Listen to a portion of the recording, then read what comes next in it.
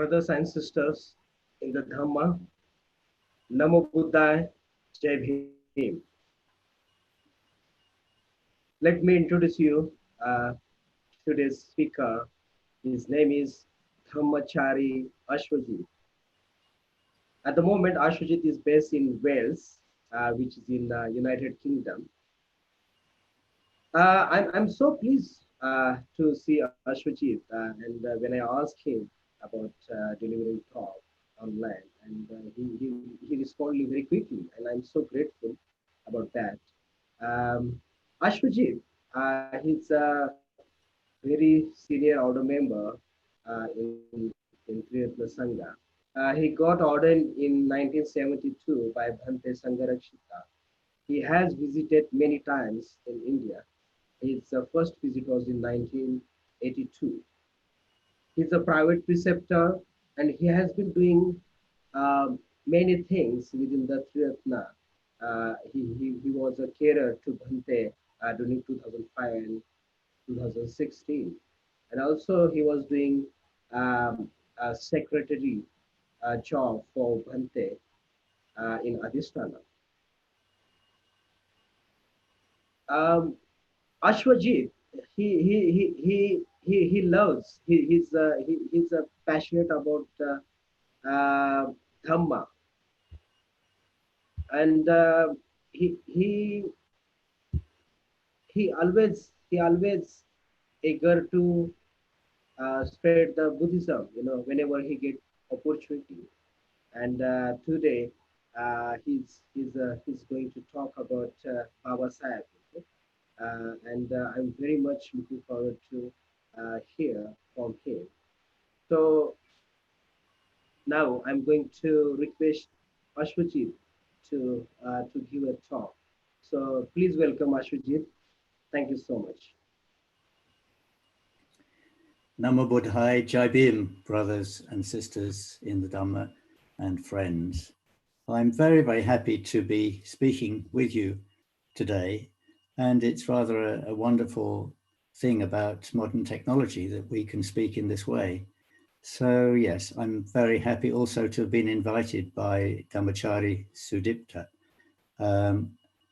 I met him a long time ago, actually, but I met him relatively recently when he visited Adhisthana with some people who were coming, some Indians who were coming to visit Bhante Sangharakshita not long before he died.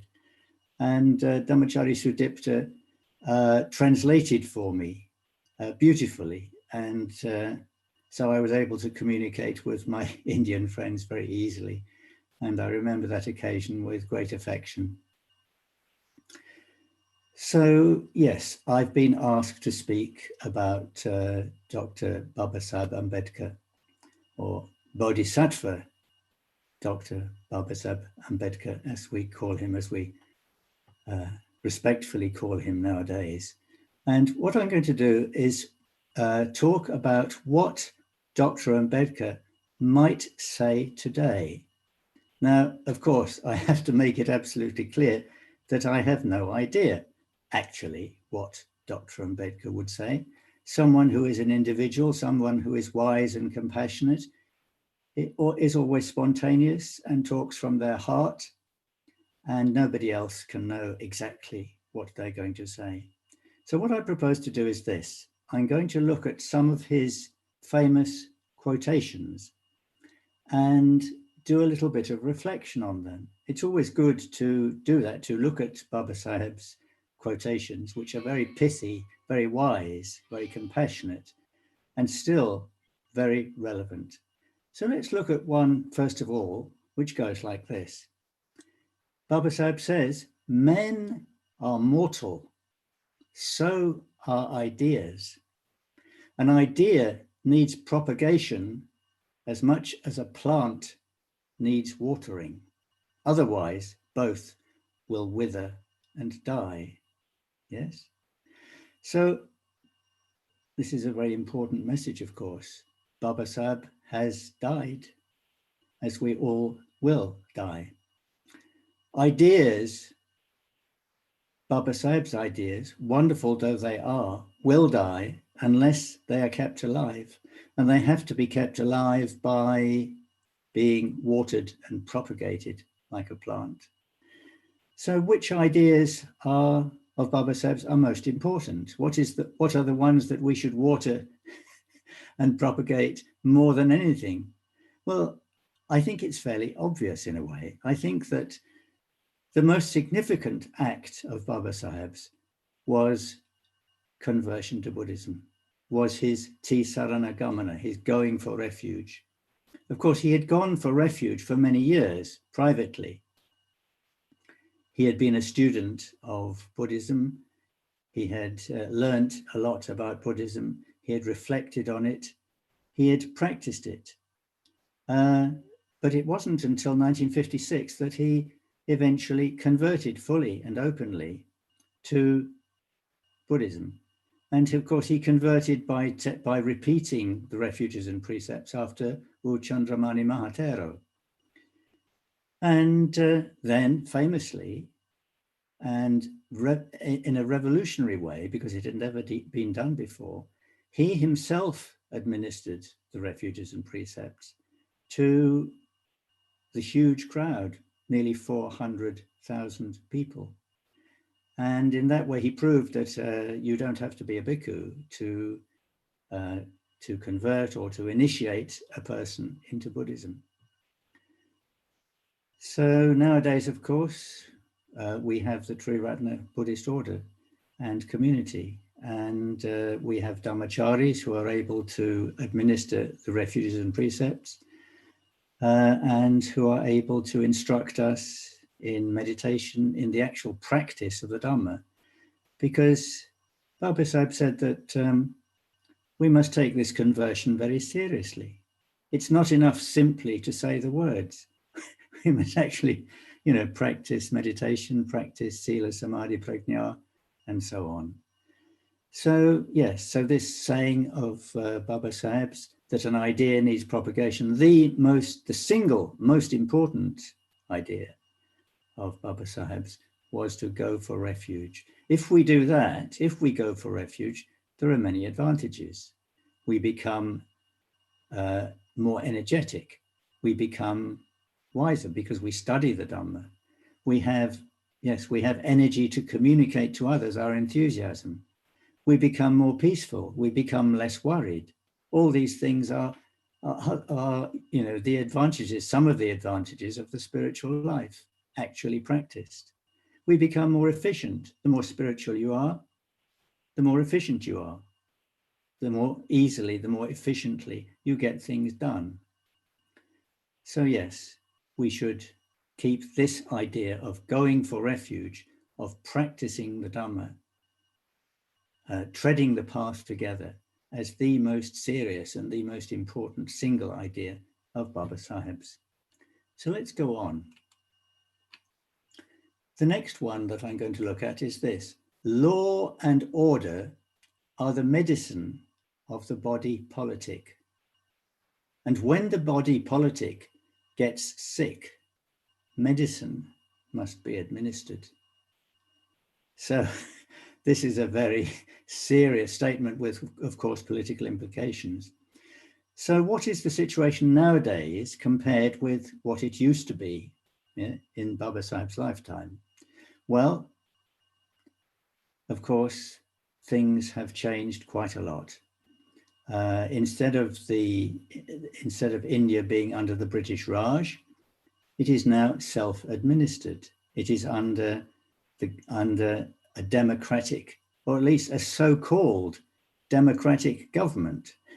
Whether it is truly democratic is quite a different matter.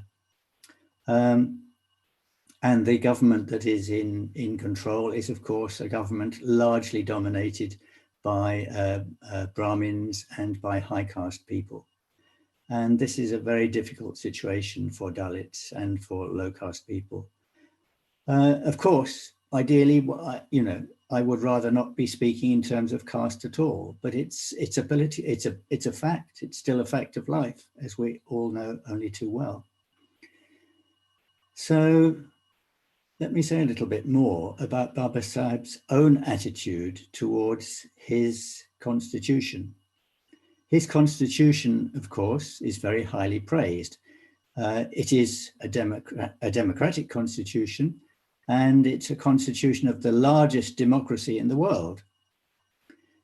However, Babasaheb said that shortly after, I think about a year after independence, when somebody asked him, "What do you think of your constitution?" he said, "I would be the first to burn it." So that was a really shocking thing to say. Why did he say it? Well, he was very close to disillusionment. He had tried to get through the Hindu Code Bill, which was to establish inheritance rights and particularly the rights of women. And it was defeated. Pandit Nehru, unfortunately, didn't support Dr. Ambedkar. So shortly after, that was the, how can we say, the last straw on the camel's back. Yeah? Babasaheb resigned. He left the Lok Sabha. He said that a democracy is only as good as the people who administer it. And in order for a democracy to work effectively, it has to have men and women of goodwill. It has to have men and women who believe in liberty, equality, fraternity. If they don't believe in that, well, the democracy is not worth the paper it's written on. So what can we do nowadays? Babasaheb was very keen that we should have a peaceful revolution. And he did speak in terms of revolution. Don't make any mistake about that. He spoke in terms of the Dhamma Kranti. But it was to be a peaceful revolution. He didn't believe in violence. He did consider for a while, of course, turning to Marxism. But he didn't do that because Marx advocated violent revolution. And Babasaheb did not want that. So it has to be a peaceful revolution. And we are living in a democracy. So what does this mean? It means that in order for any kind of democratic change to take place, all Dalits, all underprivileged people, all dispossessed people must work together. They must work in a completely united way. And unless that happens, if you remain divided, if you remain squabbling with one another, there will never be any progress by means of democracy. So the message is very clear. Act together, act as a unified body, agree with what measures must be taken, with what policies you want to advocate, and also speak out loudly against injustices with a united voice. Yes, so let's move on to something possibly less political.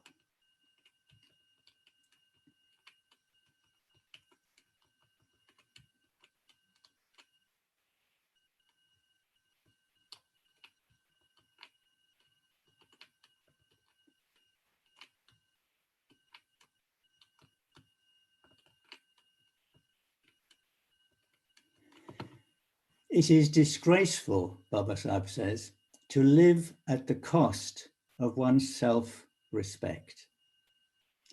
Self-respect is the most vital factor in life.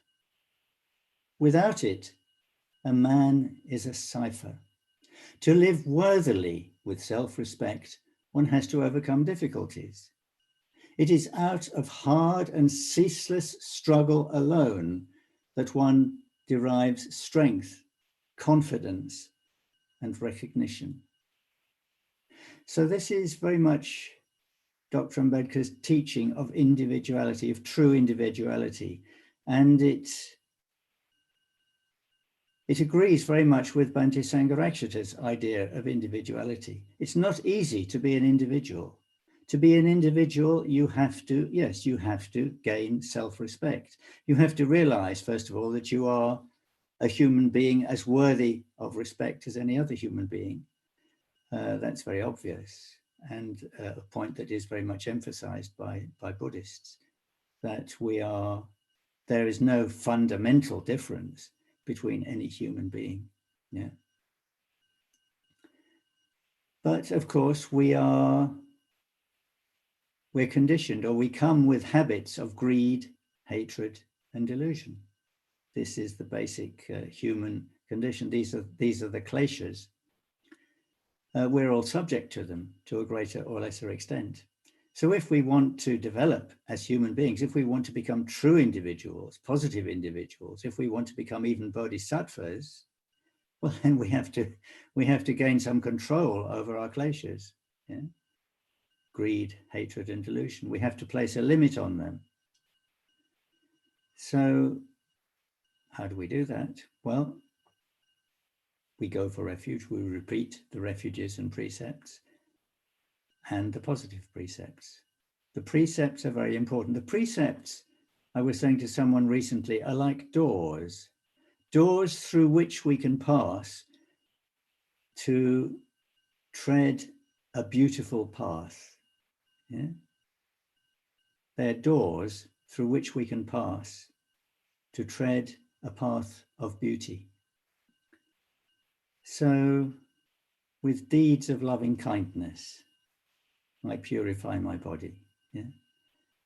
So we get rid of greed by practicing generosity. And of course, this is particularly important today when there are so many people suffering from the coronavirus and its results.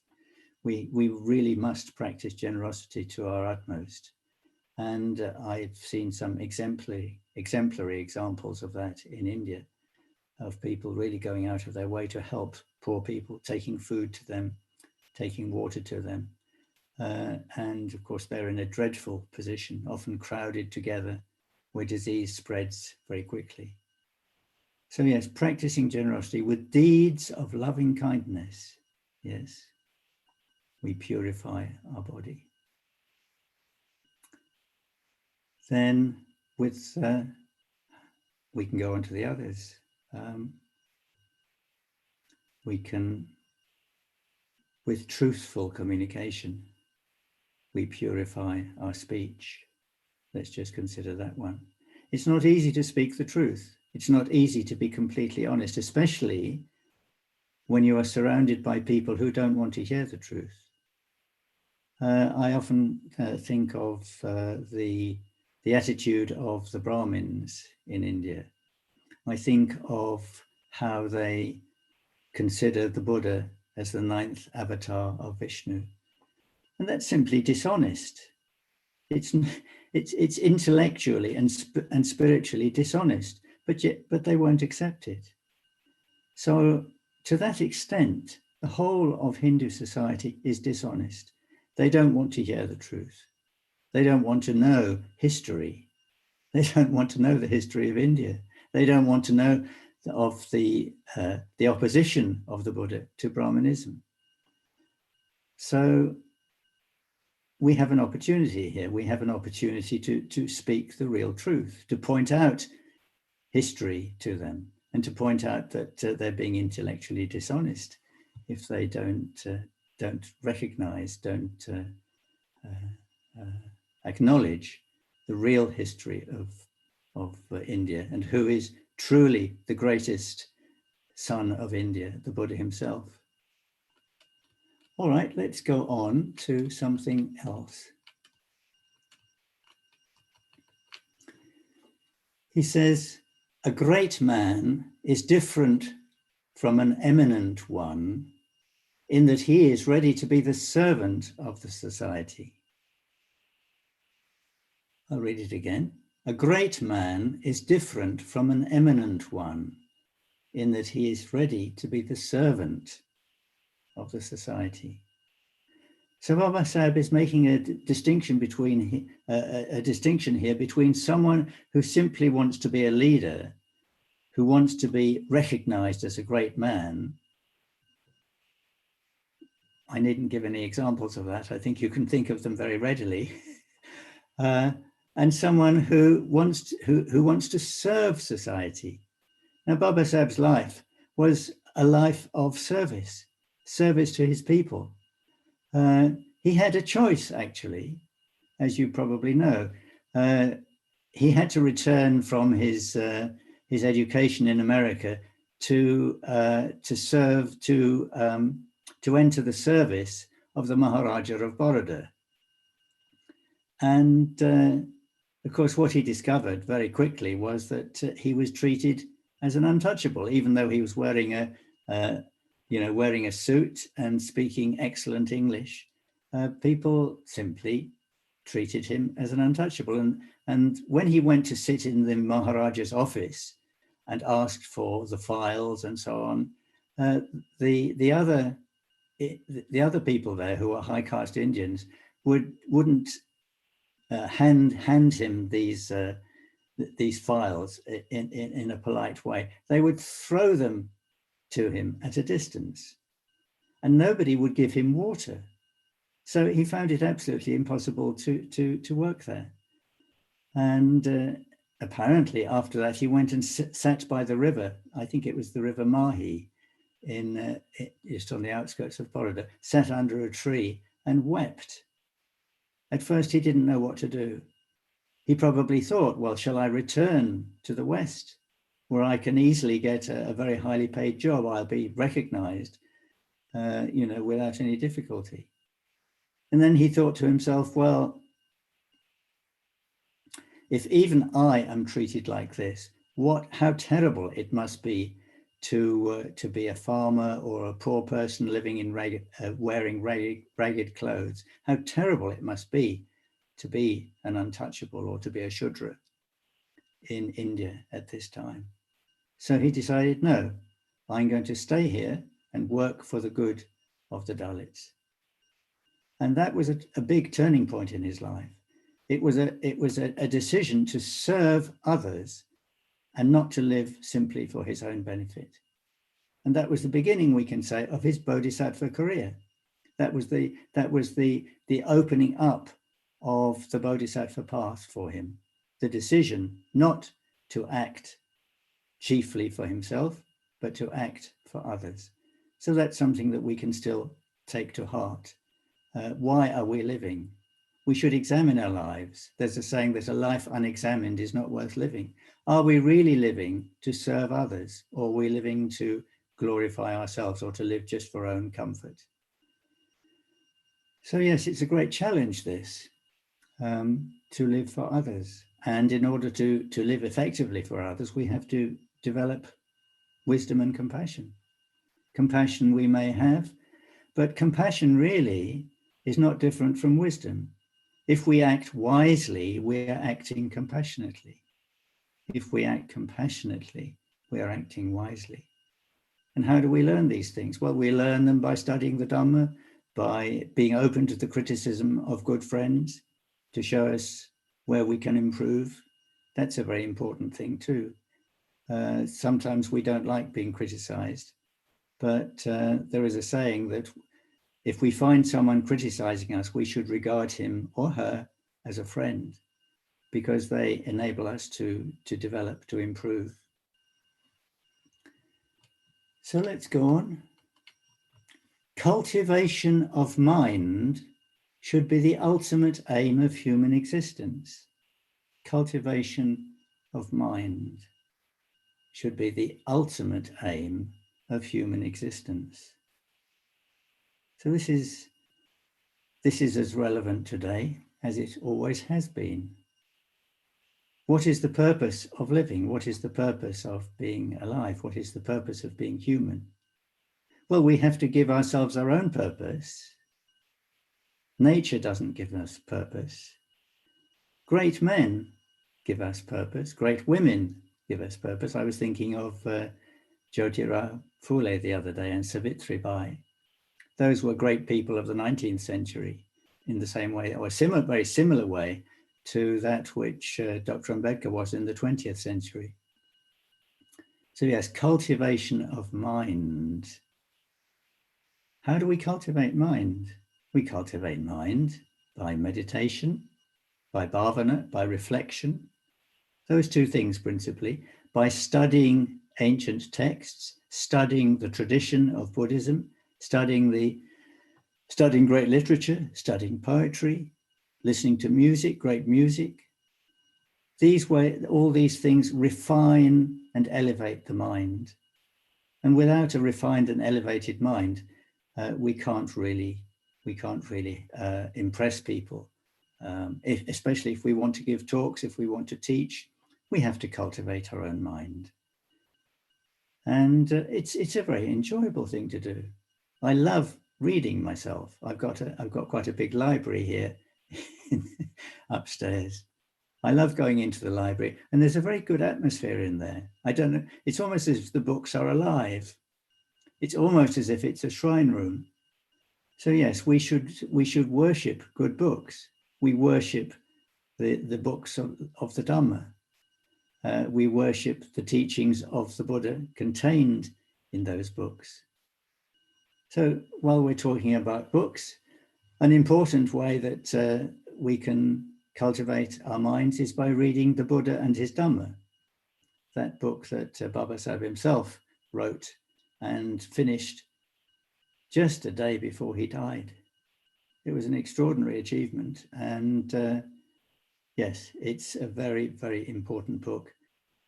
A story I used to tell when I was in India myself was that I would often visit places that I'd be invited for a meal, and I'd look at the bookshelf and I'd pick out, I'd say, oh yes, there's a copy of the Buddha and his Dhamma. So I'd take it out of the shelf and look and see that I'd blow, it was covered with dust. So I say, clearly you haven't been studying the Buddha and his Dhamma. So please use the book. Next time I come, I want to see no dust on the book. Yes, then there are, well, the Pali Granthas themselves. If you know any Pali, well, please study the original text. That's the best possible way. Otherwise, find good translations in Pali or Hindi or Marathi, whatever you can find.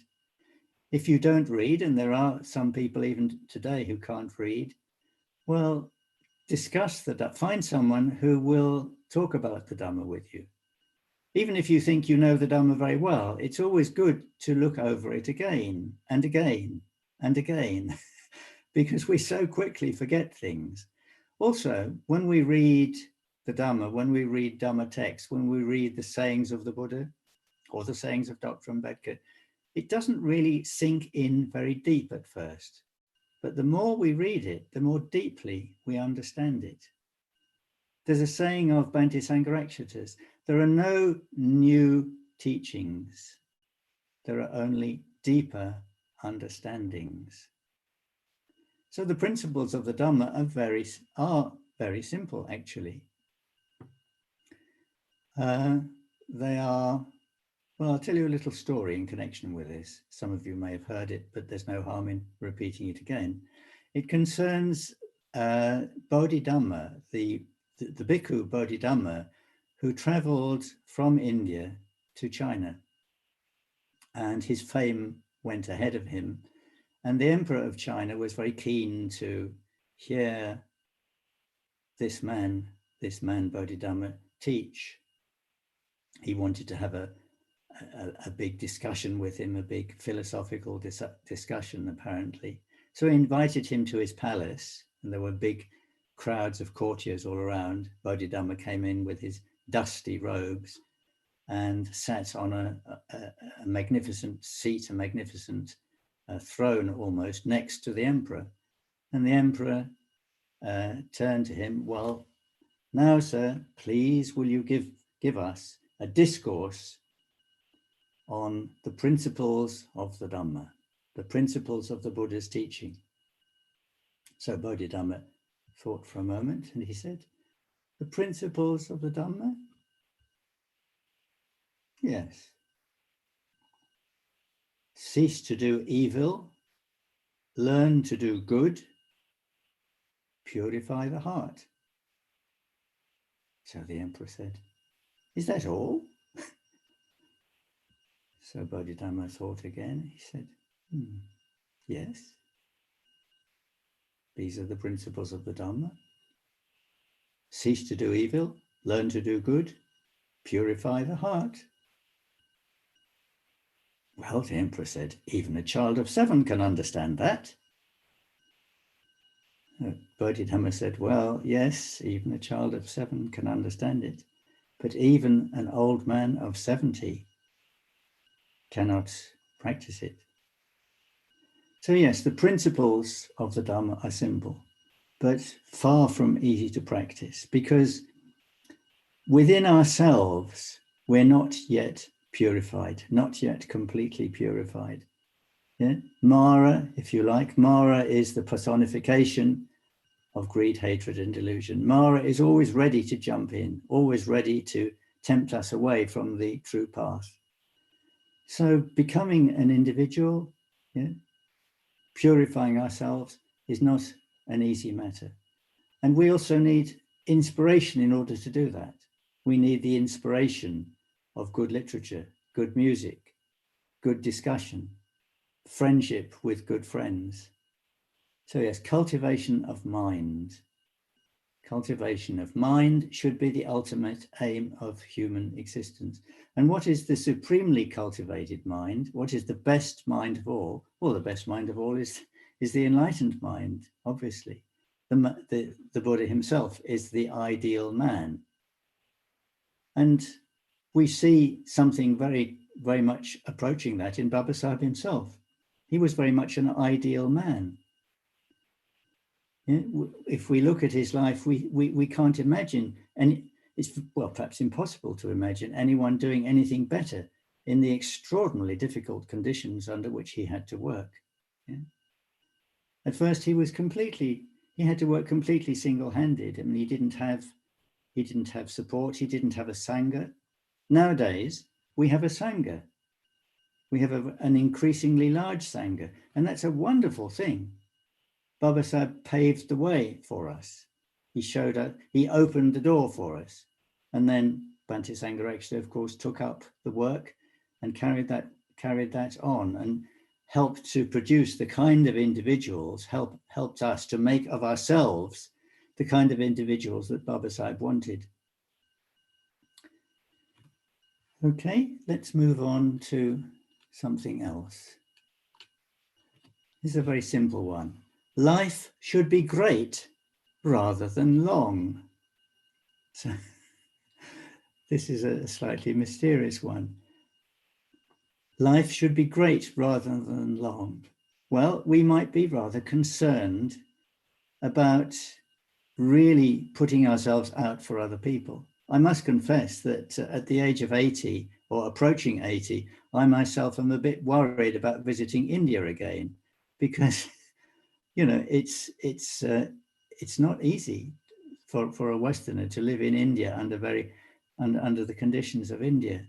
So I ask myself, well, am I more concerned with my own life or spreading the Dhamma? So, this is a difficult question for us.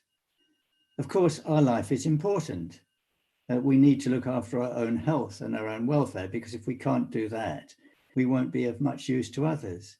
But where do we draw the line? If we look at Babasaheb's life himself, he didn't spare himself.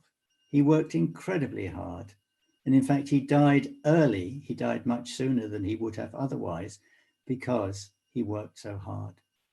So it's a difficult thing to decide, Supposing we have an invitation to give a Dharma talk, and it's 5 kilometers away. Well, no problem. But we have an invitation to give a Dharma talk 100 kilometers away. Well, that's a bit more difficult. It requires travel. Supposing we're asked to give 5 talks in one day, would we be prepared to put ourselves out for that? If someone asks us for food, for instance, a very simple thing, and we look in our kitchen and we see, well, we've only got enough food for a couple of days, would we be prepared to part with that food? If we have savings of, say, so many, a lakh of rupees or whatever, and someone asks us for money, and we see that they really need it, are we prepared to part with it? Or are we more concerned with ourselves? So every moment, the practice of dana is not an easy one. And well, through attempting the perfection of dana, we gain wisdom. We find what it's appropriate to give, and we learn what is the best gift. It's said that the best gift, of course, is the gift of the Dhamma itself. If you know, but in order to give the Dhamma, you have to know the Dhamma. So what is the Dhamma? If someone asks you for the Dhamma, what do you say to them? Do you read something out of the Pali? It doesn't have to be the words of the Dhamma itself. The Dhamma is whatever helps to remove suffering.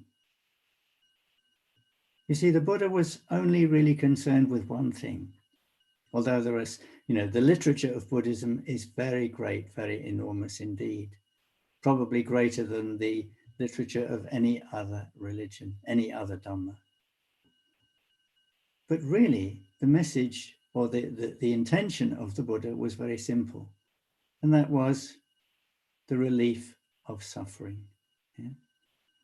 So, in order to communicate the Dhamma to someone, you have to know what is the nature of their suffering and how best to relieve that. It's not a question of quoting something from the Pali, although it might be helpful. You might be able to inspire them in that way. So yes, life should be great rather than long. So the great life is the life devoted to others, devoted to the relief of the suffering of others. And today, of course, well, we can look at the doctors and nurses who are trying to relieve people from the suffering of the coronavirus. I mean, they're doing great work. They are the really important people, as well as the farmers who are producing food, the care workers who are looking after old people. These are the really great people today. Yes. And in many cases, they themselves, the doctors and nurses looking after coronavirus patients, catch the disease themselves and sometimes even die. So clearly in that case, their life is great rather than long. So let's remember the example of people like that and not worry too much about our own welfare when there is need to serve others.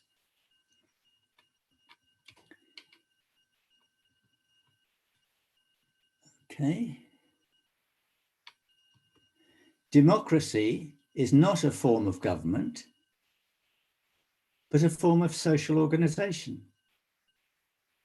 So this is a very interesting one. Democracy is not a form of government, but a form of social organization. So what we have today, what is called democracy, is party politics. Party politics. Party politics is not democracy. Yes. Party politics is to do with power. Who has the most power? But we shouldn't be concerned with who has the most power. We should be concerned with the welfare of other people, with friendship with other people. Of course, we may have different opinions from other people. That doesn't matter. But if we do have different opinions, we discuss. So democracy should be carried out on the basis of truth and honesty and proper discussion, and not in terms of party politics and power.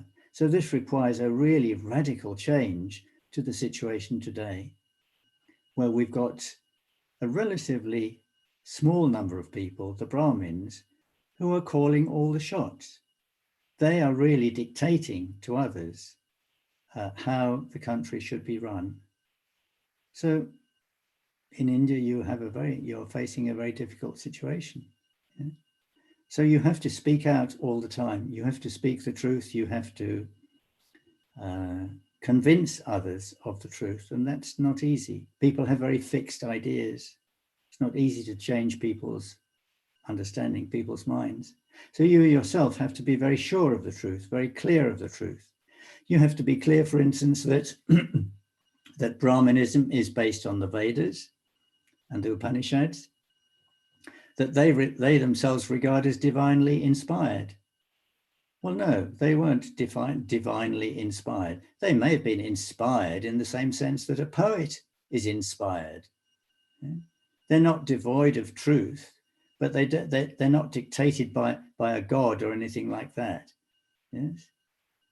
So if someone, if a Brahmin or a caste Hindu says to you, well, you know, Brahminism is based on the Vedas and the Vedas are divinely inspired, you can say to them, well, no, that's simply not the truth. Human reason is much more powerful than something which is poetry.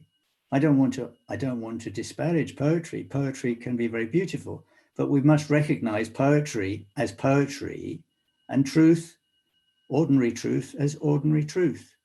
The truth of human existence and human need should be acknowledged first before we talk about any kind of divinity. So democracy is not a form of government, but a form of social organization. So this comes back to what I said earlier about democracy itself doesn't work unless it is composed of men with minds, men and women with minds of liberty, equality, and fraternity. So we should be asking ourselves constantly, do we want to impose rules, or do we want to give people freedom? Do we want to give people liberty? Do we really regard ourselves as equal with others? Well, this is a rather an interesting idea, actually, spiritually. Apparently, we shouldn't regard ourselves either as superior to other people, or as inferior to other people, or even as the same as other people. Each person is unique. Each person is different. So we shouldn't concern ourselves with superiority or inferiority. We should simply regard ourselves as friends of humanity, friends who can discuss without anger, without a rancor, and eventually arrive at the truth. It's through discussion, through friendly discussion, that we arrive at the truth of our own being and the truth of how we should act and how society should be run. Okay, we'll move on, and I'm going to draw to a close.